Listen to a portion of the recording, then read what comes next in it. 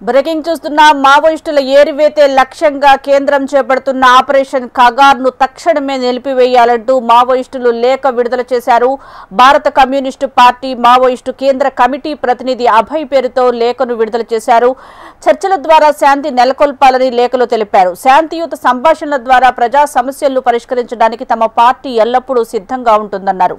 మోడీ ప్రభుత్వం చర్చలకు అనుకూలంగా ఉందో లేదో స్పష్టం చేయాలన్నారు. ప్రజా సమస్యలను పరిష్కరించడానికి ఆపరేషన్ ఖగార్ను ఆపడానికి ముందుకు రావాలన్నారు. శాంతి చర్చలపై ప్రభుత్వాన్ని ఒప్పించాలని పౌర హక్కులు ప్రజాస్వామ్యవాదులకు పిలుపునిచ్చారు మావోయిస్టులు.